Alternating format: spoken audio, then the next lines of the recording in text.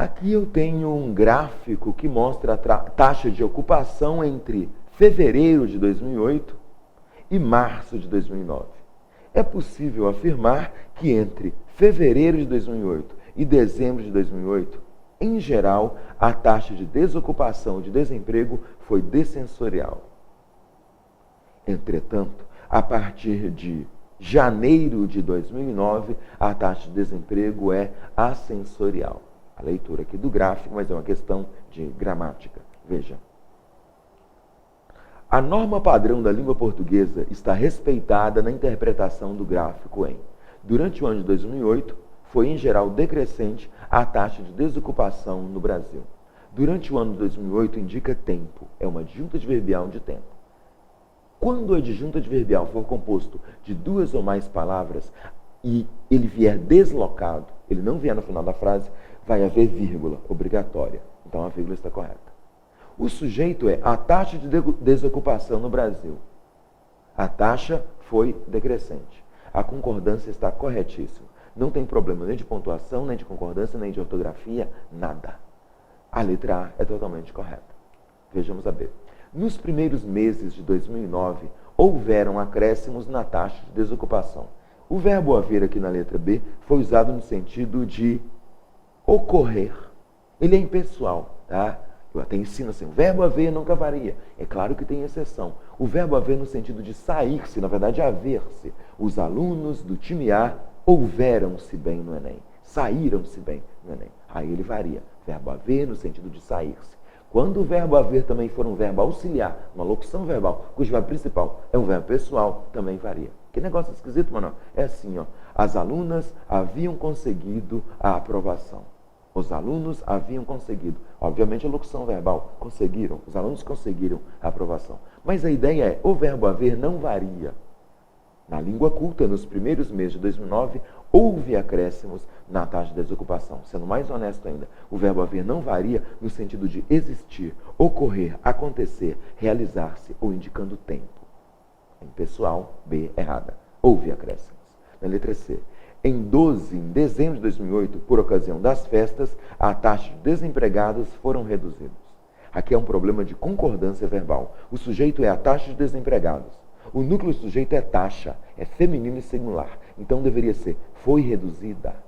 O verbo, o predicado, o verbo principalmente, está aí o predicado nominal. O verbo concorda com o núcleo do sujeito. Não existe núcleo preposicionado. Aquele desempregados não pode ser núcleo porque está preposicionado. Corrigindo, em dezembro de 2008, por ocasião das festas, a taxa de desempregados foi reduzida. A taxa foi reduzida. Erro de concordância também. Na letra D eu tenho a taxa de pessoas desempregadas em abril de 2008 e fevereiro de 2009 é estatisticamente igual, 8,5%. O sujeito da letra D, da frase aqui transcrita é a taxa de pessoas desempregadas em 4 de abril de 2008 e fevereiro de 2009. O verbo é. Existe uma vírgula separando o sujeito do verbo. É óbvio que está errado. Não separa sujeito de verbo nem verbo de complemento. Pior, aquela vírgula ali, ó, você está enxergando na letra B, D de dado. Se você usar na redação, você perde 40 pontos. Não se usa vírgula para separar sujeito de verbo. O uso de vírgula para separar sujeito de verbo na ordem direta vale 40 pontos a menos. B errada, C errada, D errada. Letra E. Em março de 2009, as taxas tenderam a piorar. 9 entre 100 pessoas desempregadas. Existem dois erros. O sujeito é as taxas. O verbo é tenderam. O complemento é a piorar e o todo o seguinte. Em março de 2009 é o tempo. É uma adjunta adverbial deslocado. Se tiver duas ou mais palavras, tem vírgula obrigatória. Então faltou uma vírgula depois de 2009. E não existe crase antes de verbo. Piorar é verbo. Ah, piorou, piorasse, etc. e tal. Piorar é verbo. Aquela crase ali está errada. Então, há erro na letra B, na letra C, na letra D e na letra E. Existe erro de pontuação, de concordância, de regência e crase. Tá? Eu coloquei predominantemente regência e crase. Está correta a letra A de ativa. Adiante. Agora eu era herói e o meu cavalo só falava inglês. A noiva do cowboy era você, além das outras três. Eu enfrentava os batalhões, os alemães e seus canhões, guardava o meu bodoque e ensaiava o rock para as matinês. É um fragmento aqui da letra de música que Chico Buarque fez para a melodia do Sivuca. Muito bonito aqui, João e Maria. Veja o que o Enem quer.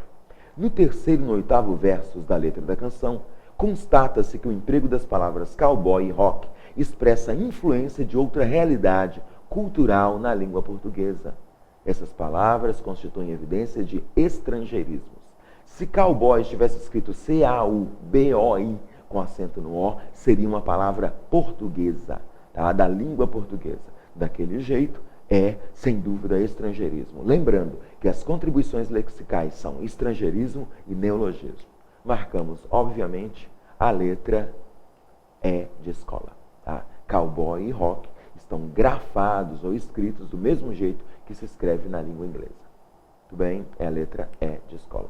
Lembrando, contribuições lexicais são estrangeirismo, escrever a palavra do mesmo jeito que a outra língua, e ainda neologismo, processo de criação de palavras em língua portuguesa.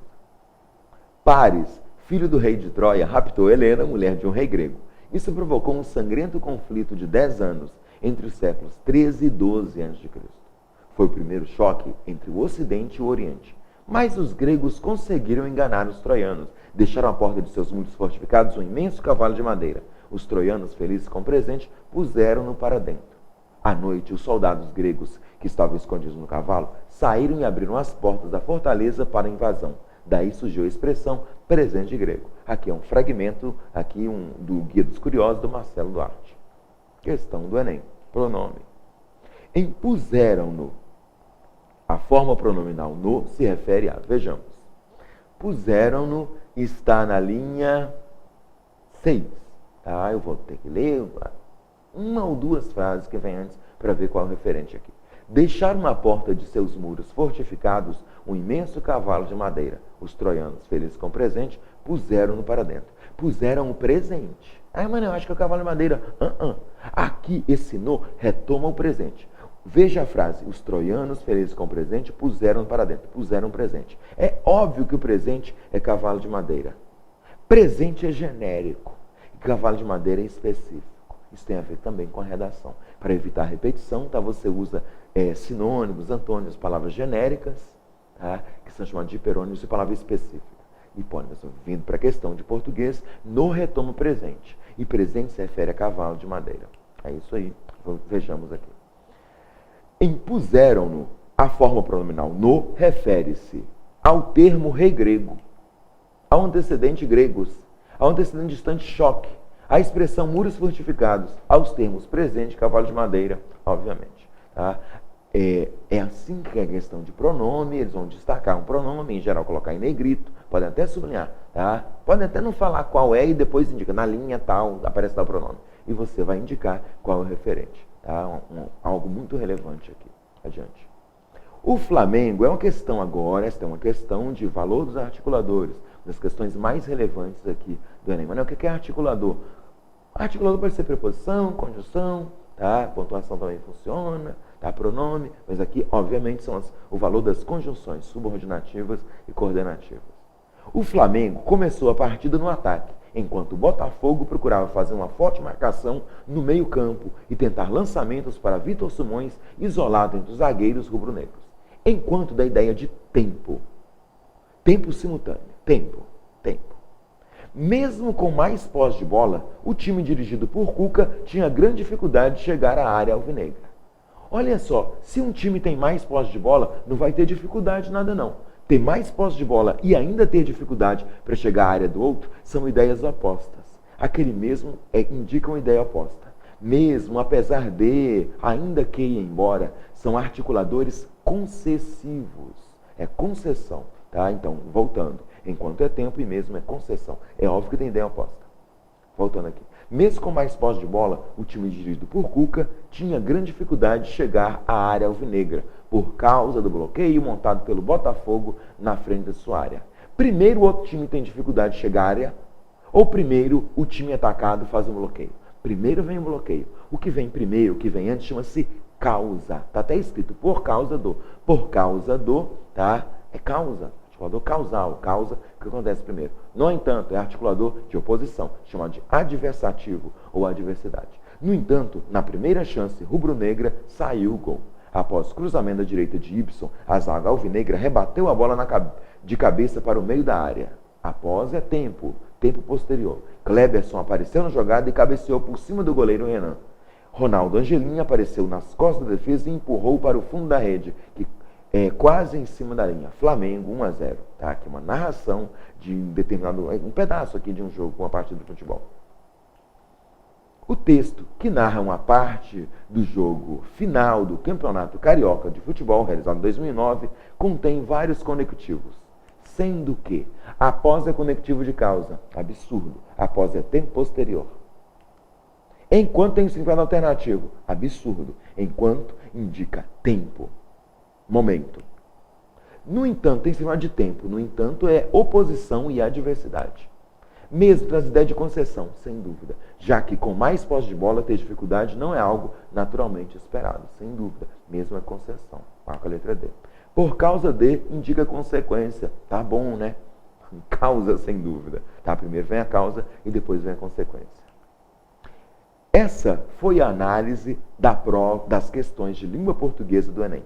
Você sabe agora todos os temas, todas as habilidades que já caíram na prova. E viu, inclusive, aqui você viu durante a aula, tá? Como é que o Enem cobra cada um desses assuntos. Espero que você tenha gostado, tá? Pode enviar as dúvidas. Grande abraço, até.